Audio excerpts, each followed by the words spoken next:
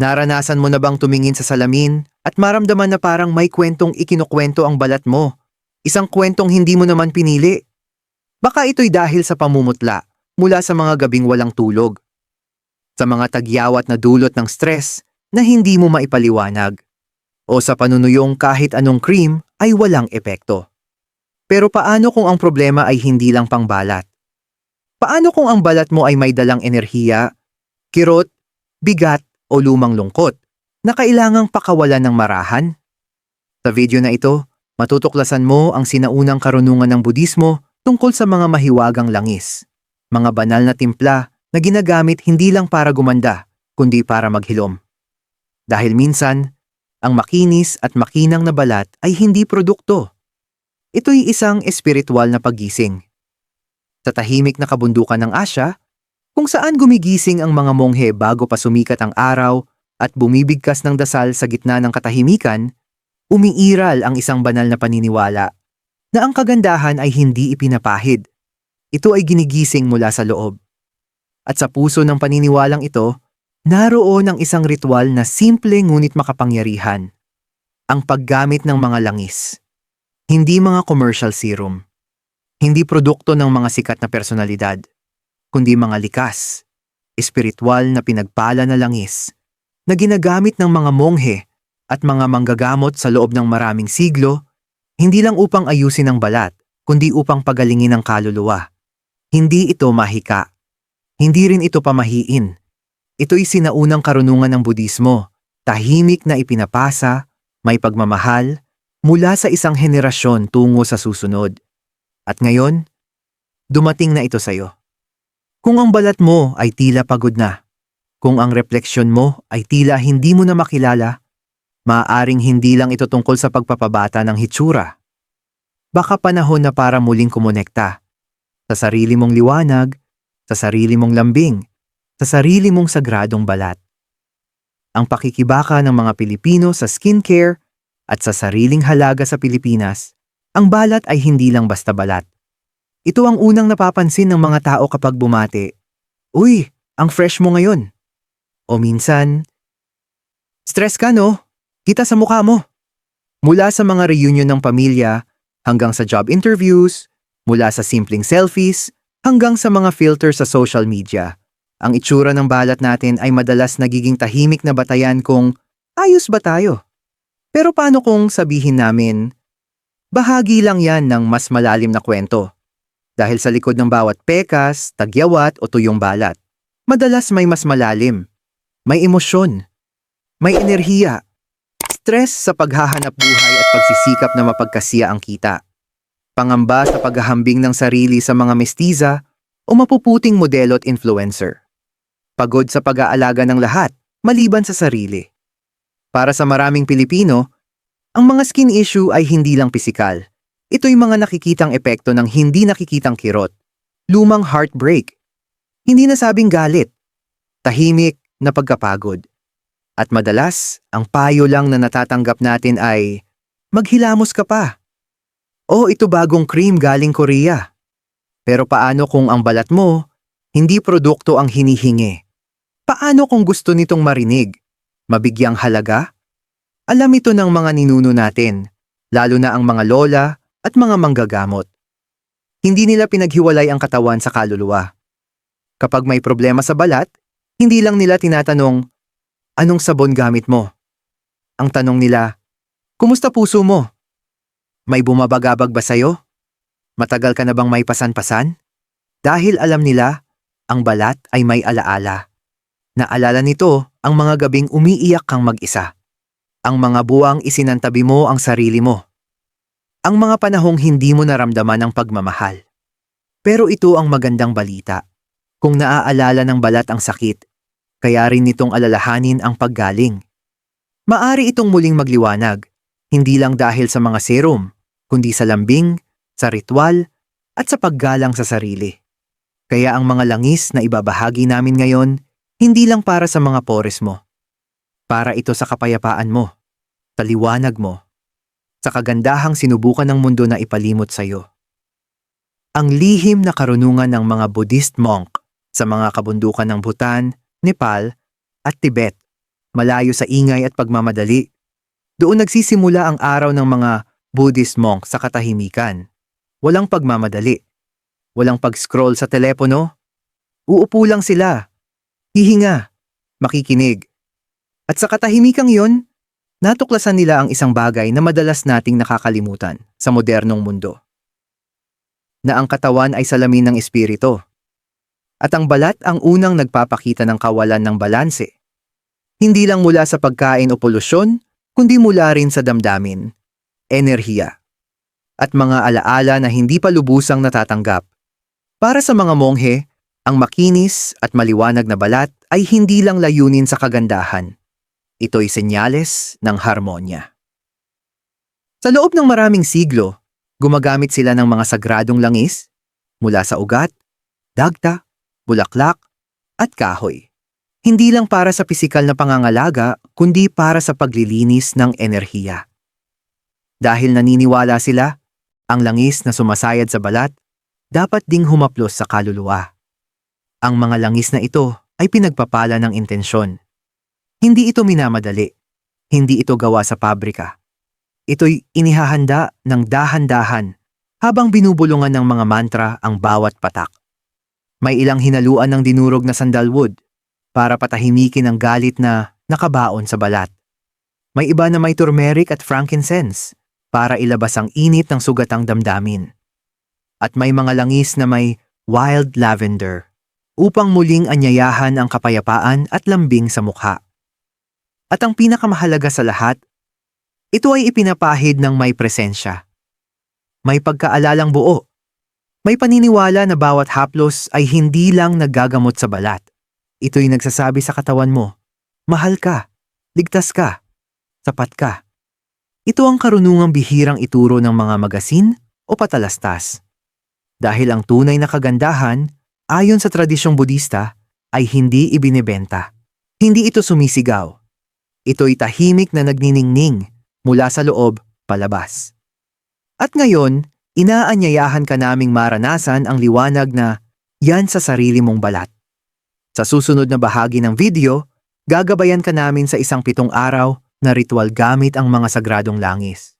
Isang langis bawat araw, isang hakbang palapit sa iyong likas na liwanag, walang kemikal, walang pakikiuso, ikaw lang, ang iyong hininga, ang iyong balat, at ang sagradong lakas ng kalikasan.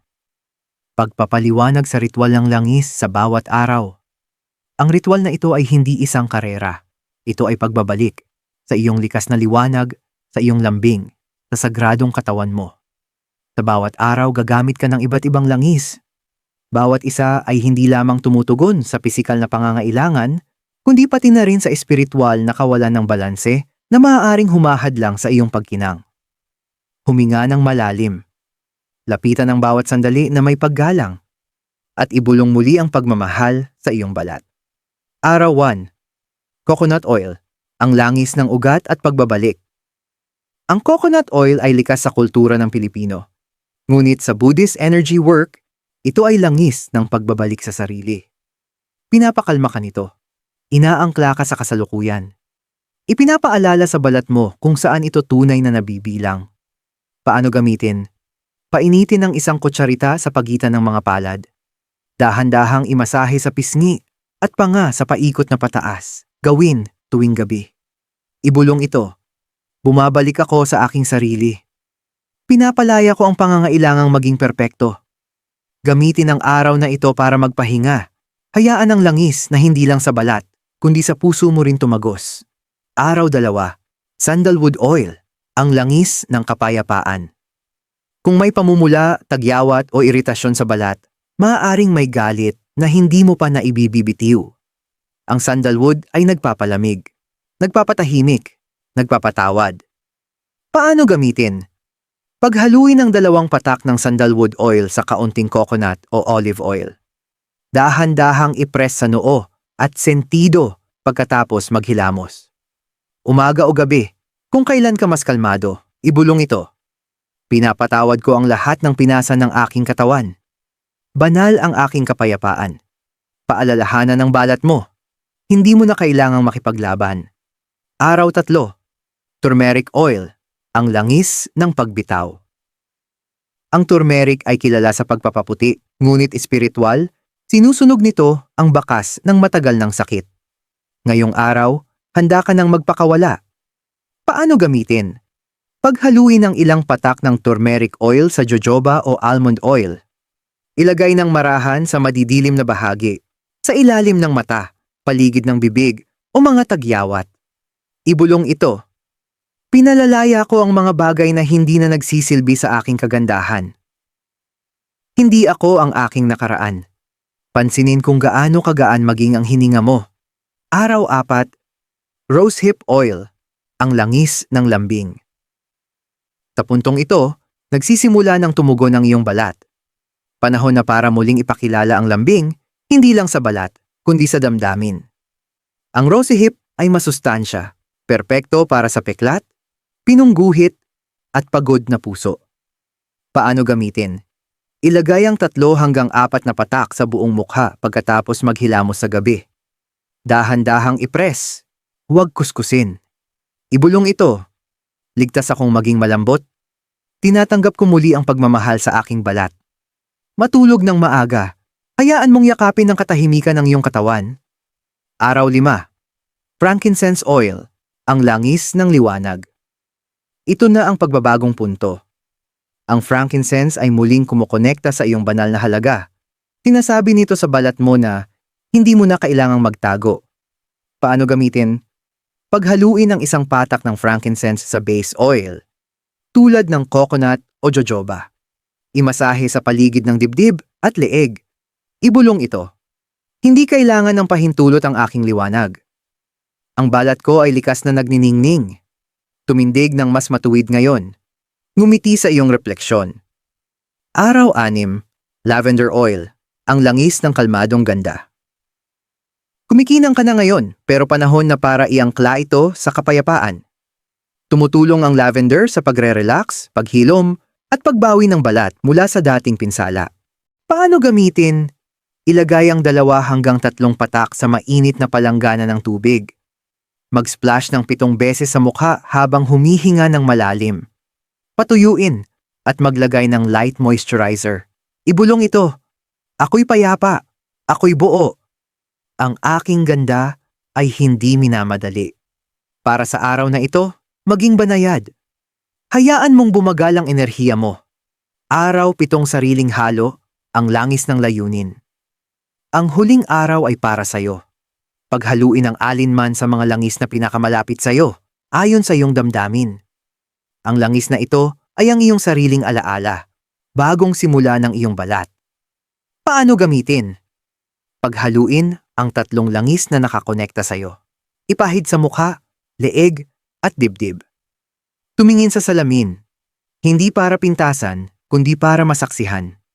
Ibulong ito. Pinapahalagahan ko ang landas na aking tinahak. Banal ang aking balat, dito na ang aking kaluluwa. Huminga ng malalim. Katapos mo nang isagawa ang isang ritual na libu-libong taon ng buhay, at ngayon, ang balat mo ay hindi lang gumanda. Ito ay nagising. Espiritual na mga palatandaan na ang iyong balat at enerhiya ay gumagaling. Pagkatapos ng 7 araw, maaaring tumingin ka sa salamin at umasa ng malaking pagbabago. At oo, maaaring mas malinaw na ang iyong balat, mas hydrated, at unti-unti nang bumabalik ang natural na kinang nito. Pero ang tunay na paggaling ay hindi laging makikita sa mga before and after na larawan. Minsan makikita ito sa pakiramdam mo. Maaaring mapansin mong mas mahimbing ang tulog mo. Nagigising ka na lang nang walang mabigat sa dibdib. O baka mas kalmado ka sa araw-araw, hindi agad nagagalit, hindi agad napapagod. Maging ang mga mata mo ay tila mas nagniningning, hindi dahil sa makeup, kundi dahil bumabalik na ang liwanag mula sa loob mo. Ayon sa karunungang Budista, kapag ang espiritu ay payapa, naaalala ng mukha ang liwanag nito. Kaya marahil makakatanggap ka ng mga hindi inaasahang papuri. Uy, blooming ka ngayon ah! Ang kalmado mo tignan. Ito'y mga palatandaan. Hindi ng panlabas lang na pagbabago, kundi ng panloob na pagbabagong espiritual. Maaaring mas madalas mong gustuhing huwag mag-makeup. Tumingin sa salamin ng may higit na lambing. Patawarin ang sarili para sa mga panahong isinantabi mo ang sarili mong pangangailangan. May ilan ding nagsasabing nakakaranas sila ng maliliit na himala sa pera o emosyonal na breakthroughs. Bakit? Dahil kapag nagbago ang enerhiya mo, tumutugon ang universo. Hindi ito mahika, hindi rin ito pamahiin. Ito'y energetic alignment kapag ang katawan, kaluluwa at espiritu ay nagsisimulang maglakad sa iisang direksyon. At ang iyong balat? Ito'y nagiging buhay na paalala na ang paggaling ay totoo, na hindi ka kailanman sira, na hindi mo kailangang maging perpekto para matawag na maganda. Kaya kung ang balat mo ay mas malambot, ngunit ang puso mo ay mas magaan. Kung ang mga pores mo ay naglilinaw, pero mas banayad ang iniisip mo, oo, gumagana ang ritual. At gaano man kaliit ang pagbabago, pahalagahan mo ito. Ipagdiwang mo ito. Dahil ang paggaling ay hindi maingay. Ito'y tahimik. Ito'y sagrado. At ito'y para sa'yo. Karaniwang mga pagkakamali na humahadlang sa paggaling ng balat at enerhiya. Hindi lahat ng langis ay magiging epektibo kung ang enerhiya sa likod nito ay minamadali. Hindi lahat ng ritual ay magdudulot ng resulta kung ang puso sa likod nito ay hindi handang maghintay. Madalas tayong nahuhulog sa mga bitag. Hindi dahil may mali tayong ginagawa, kundi dahil patuloy pa rin nating pinagagaling ang kaisipang nagsasabing, wala naman talagang gumagana para sa akin. Narito ang ilang tahimik, ngunit malalalim na pagkakamaling maaaring humarang sa mga biyayang para sa'yo. 1. Ginagawang gawain ang ritual, imbes na sagradong sandali. Ang ritual na ito ay hindi checklist. Hindi ito araw isa, coconut oil, tapos na. Ito'y tungkol sa presensya. Kapag naglalagay ka ng langis habang nagmamadali o nagso-scroll sa telepono, nawawala ang enerhiyang dala nito. 2. Nakakalimutang linisin muna ang lumang enerhiya. Minsan, nilalagyan natin ng langis ang balat na may dala pa ng stress o sakit ng kahapon. Kapag nilaktawan mo ang spiritual cleansing, kahit simpleng malalim na paghinga o tahimik na dasal lang, para mo na ring tinatakpan ang pagod gamit ang kagandahan. 3 paghahambing ng resulta sa iba. Baka ang kapatid mo ay nag-glow na sa 3 araw. Baka ang kaibigan mo ay mas mabilis na nawala ang mga tagyawat. Pero ang balat mo ay hindi nakikipagkompetensya. Ito ay nasa ugnayan, sa sarili mong espiritu, sariling bilis, at sariling katotohanan. 4 na umaasang perpeksyon, imbes na progreso. Kung titingin ka sa salamin na umaasang mawawala ang lahat ng flaws, mamimiss mo ang himalang unti-unting nangyayari. Ang progreso ay banayad. Ang paggaling ay dahan-dahan. Hindi ito sumisigaw. Binubulong lang nito. Tuloy ka lang. 5. Hindi paniniwalang karapat-dapat kang gumanda. Ito ang pinakamalalim. Kung sa kaibuturan mo ay naniniwala kang hindi ka karapat-dapat mahalin, pansinin, o pagandahin, walang langis, cream, o ritual ang kailanmay magiging sapat. Pangwakas na pagninilay, ang kagandahan bilang espiritual na handog at ngayon, narito ka. Naglaan ka ng oras para alagaan ang iyong balat, pero higit pa roon, naglaan ka ng oras para muling balikan ang iyong sarili. Dahil sa huli, ang ritual na ito ay hindi lang tungkol sa mga langis.